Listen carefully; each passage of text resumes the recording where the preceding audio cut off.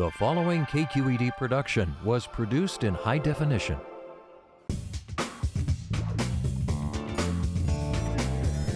Every single bite needed to be savored. There's Twinkies in there. Wow. It's like a great big hug in the cold city. I mean, that food is about as spicy as I can handle, and my parents put chili powder in my baby food, like. And I sent French fry bits everywhere, all over the table, and just a lot of chewing. And Okay, my stomach is growling right now. I just want you to know, I'm hungry. Check Please Bay Area is brought to you by the members of KQED and by Oakland International Airport. Now you can enjoy some of your local favorites when you travel to and from the Bay Area. Fly Oakland International. It's your airport. Charitable Auto Resources, urging you to donate your car to KQED's Vehicle Donation Program to help raise funds for quality public broadcasting. IRG, with thousands of natural stone surfaces, all in stock today. IRG Brisbane, Dublin, or online at marblecompany.com. Locally owned and operated for 24 years, Amici's East Coast Pizzeria serves up a taste of the Northeast's distinctive Italian fare at their 12 Bay Area locations.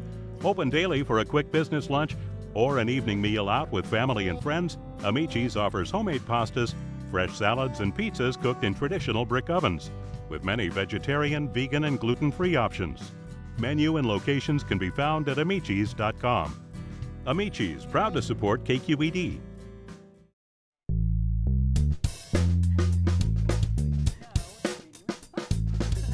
Hi, I'm Leslie Sabraco. Welcome to Check Please Bay Area, the show where regular Bay Area residents review and talk about their favorite restaurants. Now we have 3 guests, and each one recommends one of their favorite spots, and the other 2 go check them out to see what they think. This week, marketing manager Julie Castro loves to travel. She's worked in Spain and the U.S. and tasted dishes everywhere in between. But her favorite cuisine combines fragrant Eastern flavors to make Asian fusion. And stenographer Karen Moon logs all her restaurant meals in an effort to duplicate the dishes at home. There's no shorthand for a good dish, so she reports on everything and types it up, including every savory detail. But first, Brian Baker was born in Denver, attended university in Chicago, and now works in sales in San Francisco.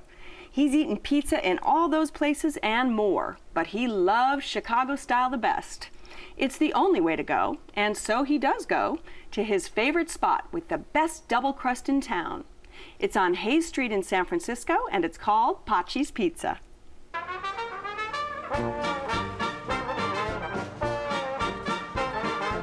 Hi, my name is Francisco Spiros, and I'm one of the founders of Patxi's Pizza. And Patxi's actually my nickname. It's a Basque nickname, inherited it from my father.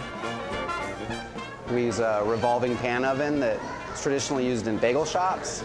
It tends to cook very evenly and continually rotate the pizza throughout the heated cabinet so we get a very even bake. And it helps us produce a superior product to most pizzas. My name is Bill Freeman, and I'm one of the founders of Patxi's Pizza. We started the restaurant 8 years ago in Palo Alto, and then opened this location 6 years ago, and we did so out of our love for pizza. Bill and I are always trying new ingredients and experimenting with different styles and traveling to farmers markets and trying different vegetables and trying to incorporate that into our menu. We offer 36 different ingredients, including 4 different types of cheese, multiple types of crusts, including whole wheat. So with all of the variations of pizza that we offer and all of the ingredients that you can put on or in our pizzas, we actually turned it over to the Stanford math department, and they came back with 9 million different combinations of pizza.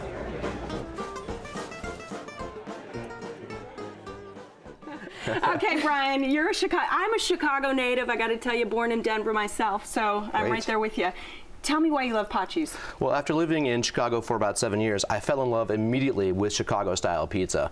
And it probably at least partially explains the freshman 15 that I put on my first year in college.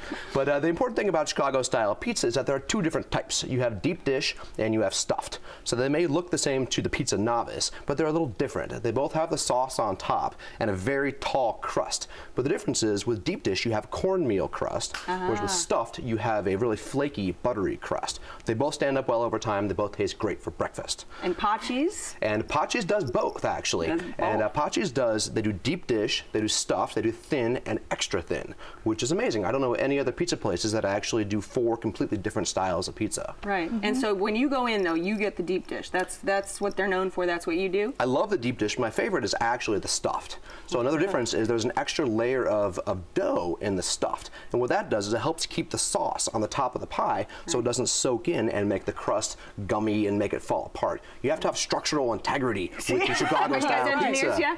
Yeah, actually, I really liked this place. I actually ordered the Chicago stuff. I ordered 2 of the different types of pizzas, the Chicago stuffed. I got the caliente pizza, which has the Spanish chorizo, which was excellent. If you like spicy, I like spicy, so I definitely got that. And I wanted to try the deep dish one, which had the cornmeal crust in it. The pan one, right. And I had the Greek style in that, which had artichokes and peppers. It was quite excellent, actually. But the only thing that I, was a little bit iffy on with that pizza was the cornmeal flavor.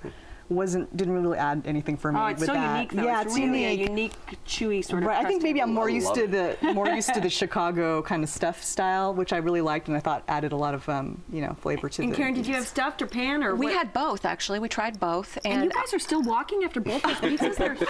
Oh my God, I was so full. Yeah. We ordered 3 pizzas for 4 people. I had 1 slice of each one and was just. Oh my God. But I couldn't tell the difference between the pan and the stuffed. I couldn't find that extra layer. It was that flavor of the cornmeal, though. It didn't.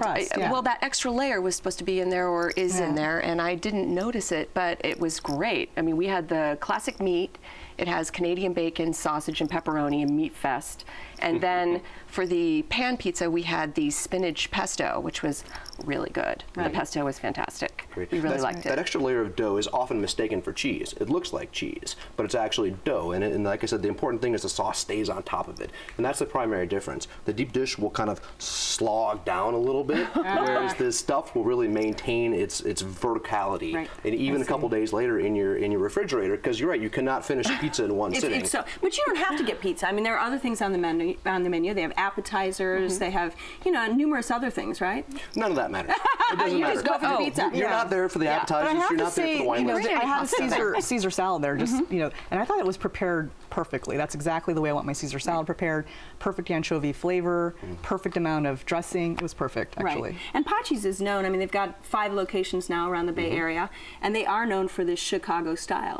I also have to throw out some kudos for them. They're very, very supportive of their staff, and they provide health benefits and really are concerned with their staff. So we always love those sorts of stories of businesses. But one thing I did notice was the service was excellent, actually. Considering talking about staff, it was actually really good. We got there, they greeted us right away.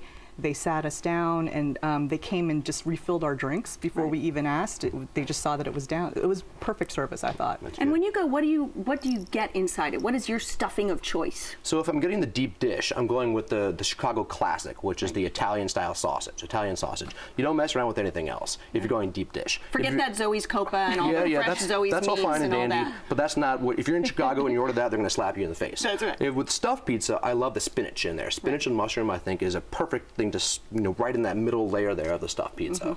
The important thing to remember is it takes about 45 minutes for the pie to cook. So if you show up in the door and you're already starving, you're going to fill up on fillers. But you can call ahead and order, and they can get it ready for you. And you can take half-baked pizzas home as well. That's right. And that they make it while you wait. That's right. They do. Did you call ahead, or did you? We didn't. We got a table right away, but it seemed like it came very quickly. It didn't seem like it took that long at all. It was great. You were drinking too many Stellas on tap. That was. All right, Brian, this is your restaurant. Wrap it up for us, Pizza Boy. Great. If you want the best Chicago-style pizza outside of the Windy City, look no further than Patxi's. All right, and Karen. Well, if I'm looking for Chicago style, I would be interested in going back to Patxi's. I thought it was quite good. Okay. I thought it was great pizza, flavorful, really hearty, and it's the perfect place to go if I'm in the neighborhood. All right, if you would like to try Paci's Pizza, it's on Hayes at Octavia in San Francisco. The telephone number is 415-558-9991. It's open every day for lunch and dinner. Reservations are not accepted, and the average price for dinner is around $20.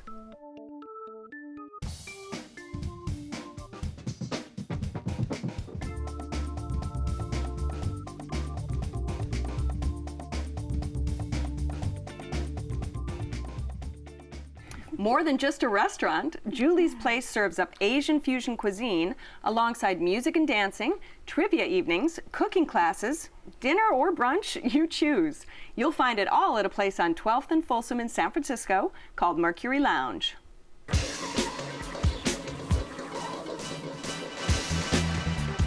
My name is Dominic Ainza. I'm the executive chef of Mercury Lounge. My approach for the food at Mercury Lounge is as though Asia was one country, and you take all the different aspects of Southeast Asian cuisine, Japanese cuisine, Chinese cuisine, and all their techniques and all their kind of ingredients and putting it into kind of one family. My name is Tony Williams, and I'm the general manager of Mercury Lounge. Well, the ambiance here is very vibrant, very colorful, and we've tried to get the ambiance to reflect the food that Dom prepares. Our chef, Dominic Ainza, is a very, very colorful guy in himself, and we have tried to create a space that is an extension of him and his personality. We're trying to get that neighborhood feel. More kind of relaxed for everybody, not too kind of pretentious like other places. You guys ready to get started with round one? We're not just the Chinese restaurant, we're not just the Thai restaurant. We offer a little bit of everything, and that translates into our food, that translates into our full bar, into our wine selection, our dessert selections, and everything that we offer in regards to nightlife, our music selection, as well as even some of the events that we have. It's not just one thing.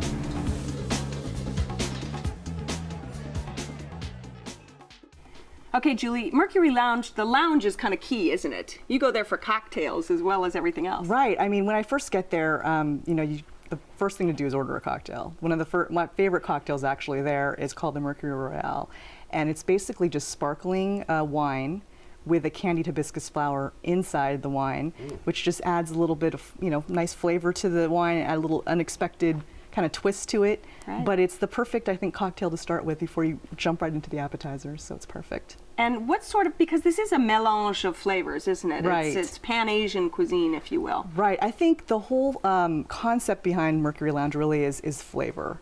I think every single dish is just bursting with flavor, different sauces and vinegar and soy sauce and all the different kind of Asian fusion flavors you can imagine. So I normally start off with an appetizer. My favorite appetizer to start off with actually is fried oysters. I start off with that, which is basically just, oysters that are fried, but they're fried to perfection for me, and then it's served with the perfect sauce. I think the thing with Mercury Lounge is that they always provide the perfect sauce. Okay, sauces. Let's get in the sauce discussion. What did you guys feel about that? Well, I didn't care for the sweet glaze on the hoisin ribs that I had. I thought they were just overly sweet, and it was just, we couldn't even eat them, actually. I did not enjoy that dish. Okay, what other dishes did you have? We had the crab coconut curry rice, and we had the tuna, it's like a tuna poke on these purple yam chips, and we also had a salad that had mystery meat added to it. It was called apple pear salad, and I expected the apple pears to be the star, but there's meat thrown in there. It wasn't even mentioned on the menu. Oh. And did you have any cocktails?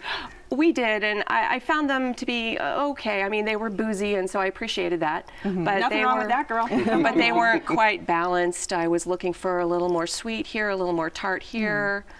Just had a mojito? What did you have? I had a mojito, and I had the Thai basil gimlet. Oh, okay. And did you go cocktail route? Were you getting in the lounge mode? We didn't do cocktails. We went with beer, and then we had some wine. And the wine list, actually, I need to point out, was a big disappointment. They only have 5 wines on the menu. They don't list the name of the producer. They're not even. They don't even say where they're from. Right. They just put the type and describe it. Yeah, they say Merlot, and they give you a sentence about what Merlot is. How's Merlot? Yeah. So that, in San Francisco, this is the wine capital of the United States. Is that because it's cocktails? You think it's focused on cocktails? Yeah, I think the star is really the cocktail menu, and that's normally what what I get, and I don't really order wine too much when I'm there. I order the cocktails, and I try different cocktails. And what did you have to eat? Because I want to talk about, you know, all the other things that go, because so much of this place is other things besides the food. Right. I found the menu to be hit and miss. Okay. I think some of the hits were the pork sisig, which was a Filipino specialty, and that is a unique aspect of this restaurant to have some Filipino dishes on there, which you don't see very often in San Francisco. And the shaking beef was also excellent. But the pork sisig had this lovely vinegar taste along with this chili bite afterwards, and that was absolutely fantastic. The tuna you mentioned, the tuna tartare, I found to be really bland. And a number of the other dishes that we had, we probably tried 12 different dishes, I found them to be a little bland and just lacking in character and lacking in personality. The chef, owner had come from Beetle Nut, places like Beetle Nut, and there were other, you know, some other well-known restaurants. So you felt it was, you need a little more kick, huh? Yeah, I wanted a little more kick. And I think that's a problem often when you get Pan-Asian restaurants. I love Asian food from all different parts of Asia, but a lot of times Pan-Asian restaurants tend to do a lot of things satisfactorily, but not particularly well. And I think Mercury Lounge falls into that a little bit. And what do you feel? I mean, do you agree with that? I mean, actually not. I mean, I normally am pretty satisfied when I go there. I order a bunch of different things. I usually order my favorite things. I normally get like a rice dish, which I think is quite good, and usually as a standalone even kind of meal. You could have, I normally get the sesame chicken, fried chicken, or, with the rice. I think it's quite good. That's the one to go with? Yeah, that's the one to go with. It's got a little bit of soy, a little bit of green onions. That's normally what I get. And they have brunch too. Right, I think that's actually one of their star times to serve meals is actually during brunch as well, because they have a variety of different dishes. They have everything from, hazelnut French toast to kind of the more traditional Filipino dishes like fried rice with sausage and talk about like trivia night, because we sort of alluded to it. There's obviously dancing at night, and there's there's all sorts of events, aren't there? Right. I'm not sure if you guys went during those times, but well, I went when there was live music, and it was so loud. Unbelievable. And just the setting up. Just the setting up for the music. I mean, the staff are standing on tables, running cable. There's sports being played at the same time, people shouting. It was just like, it's electric. It's electric. Oh, yeah. I went during the World Cup actually, and I thought that was pretty fun, but it was kind of loud. But it wasn't. I didn't have the same experience with that. But I actually usually go to trivia night, and I think that's kind of a fun. That's the fun way to go. Yeah, the fun way to go. I think that's the all way right. to go. It's your restaurant, so why don't you wrap it up for folks? Okay. I think if you're looking for good Asian fusion food, a place to have a good time, have a good cocktail, good appetizers, this is the place to be. Okay, and Brian? Well, it turns into a nightclub at 10 p.m. So if you want your restaurant and nightclub all rolled into one, it's a pretty good option. Okay, and Karen? Well, my nightclub started at about 8:40, and it was a little early for me. I had a hard time enjoying my dinner. I would not be back. All right. If you would like to try Mercury Lounge, it's on 12th and Folsom in San Francisco. The telephone number is 415-551-1582. It's open for dinner Tuesday through Sunday, with brunch on Sunday. Reservations are accepted, and the average dinner tab per person without drinks is around $30. When it comes to pairing food and wine, there's no wrong answer. Everyone has their favorites. One of mine is chips and bubbles. Oh, the crunchiness of the chips and the salty character with the effervescence of the bubbles is my idea of a good night in.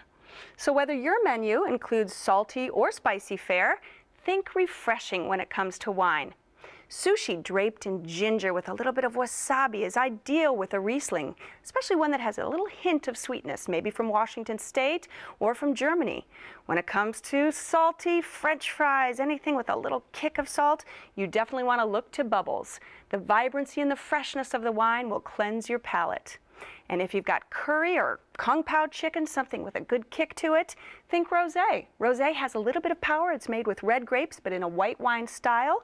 Or if you really want to drink red, think a lighter, delicate red like Pinot Noir. And don't be afraid to put even a little chill on that Pinot Noir. It will go beautifully with anything with a little spice into it. So spice up your life. Cheers.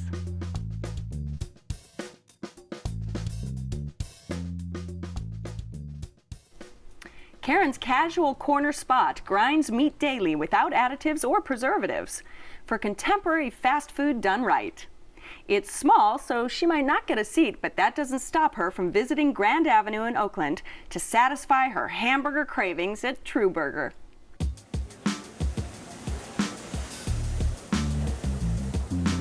My name is Greg Ng. And I'm Jason Lowe, and we're owners of Trueburger. Our salute to days off.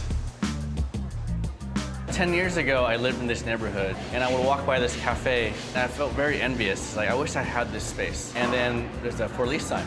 Walk in, talk to the landlord. We were lucky enough to sign the lease. The meat we use at Trueburger is a certified Angus beef. We buy it whole and grind it in the house. We also take care in not prepping the meat too hard, per se. We keep it kind of fluffy. We don't overwork the meat too much. That's one of the reasons why we can get that nice crust on the burger.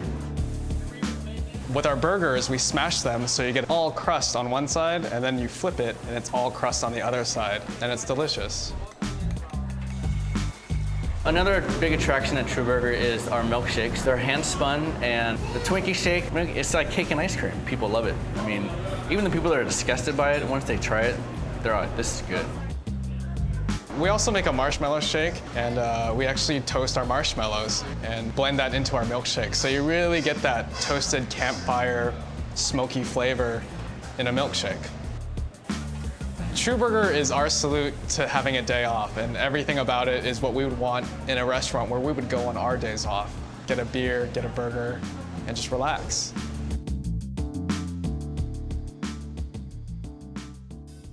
Okay, Karen, let's talk buns. Oh, yes. Love it. Yeah.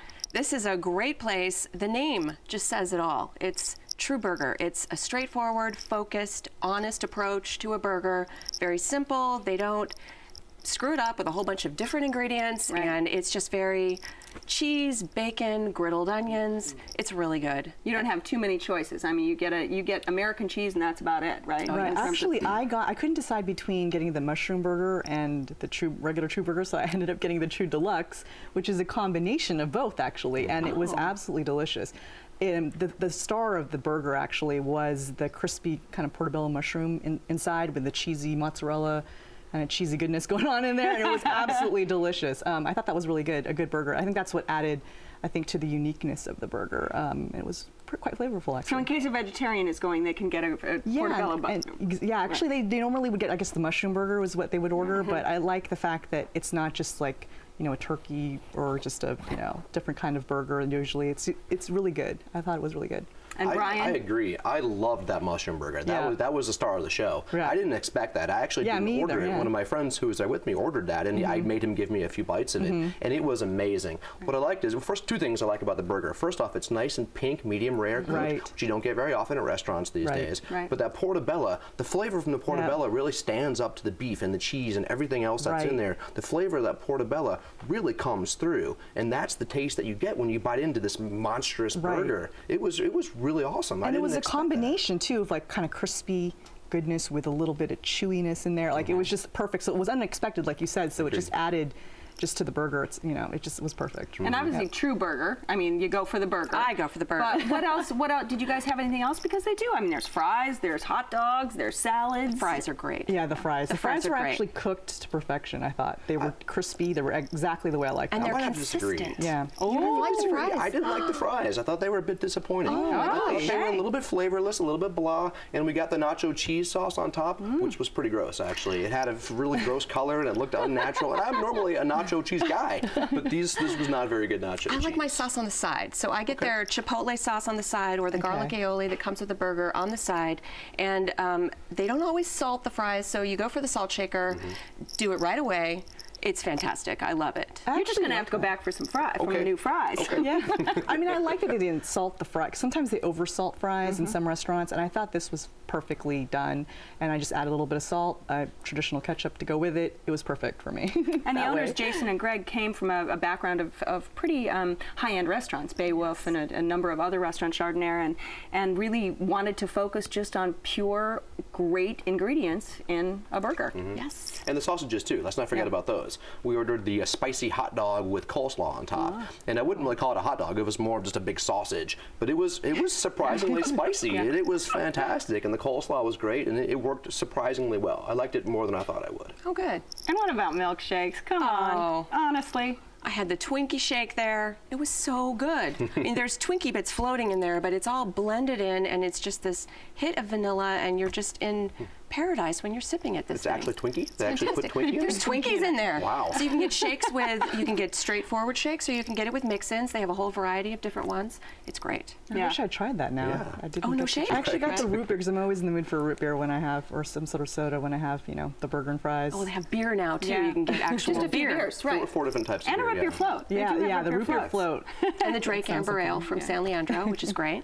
And what about value? Did you feel like this was a good price for what you it's got? a great deal. It was definitely a good price. I think the thing that I really remembered about the place was the line. So it's a kind of place where you stand in line and you Right. order your food at the counter, and then you try to go fight for a seat. And a lot of people, we got lucky. We had 5 adults and a toddler, and we were able to get a seat. A lot of our other people there were not as lucky, and they ended up taking their burgers outside and eating it on the sidewalk. Yeah. Which Well, is and you can go really to Lake ideal. Merritt. It's not far away from Lake Merritt, and go take a walk and walk off those Twinkies. Yeah, I think that's the only negative thing, I think, is the fact that, you know, you go in there and you stand in line, and depending on when you go, during, you know, high time, it could be pretty busy, and then you have to kind of opt out to maybe take takeout.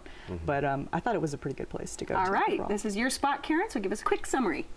When you've got a burger craving, you want to get that fix, this is the place to go for great fries and a great burger and a great shake. Okay, and Brian? If you don't mind waiting in line and maybe eating your burger on the sidewalk, it's a great burger, and that portobello is to die for.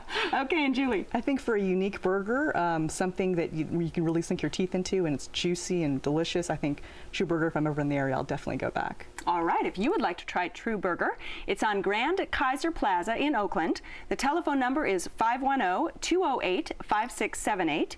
It's open for lunch Monday through Saturday and dinner Wednesday through Saturday.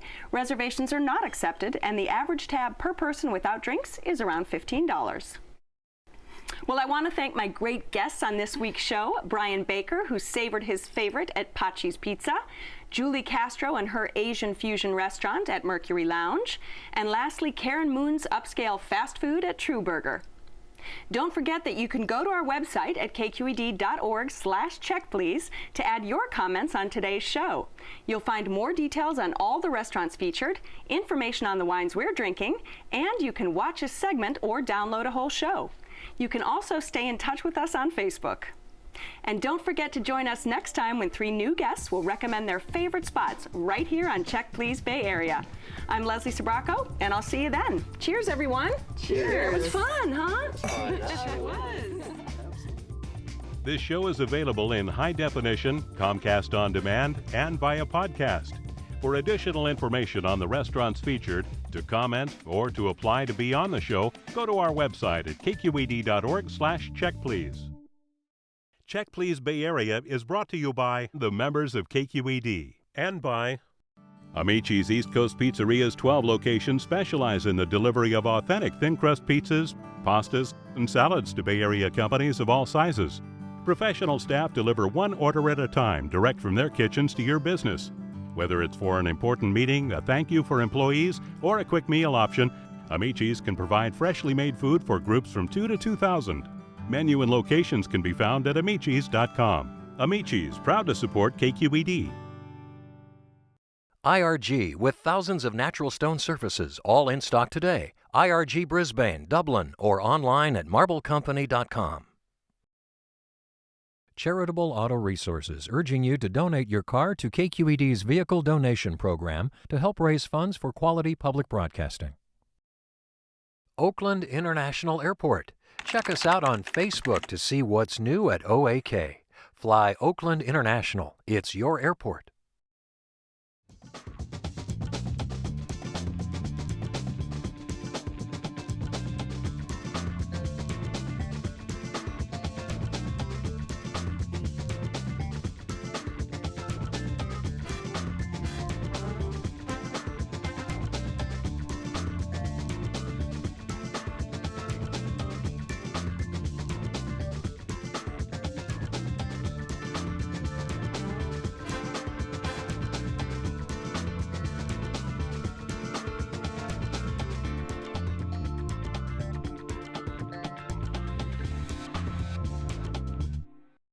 A KQED HD production.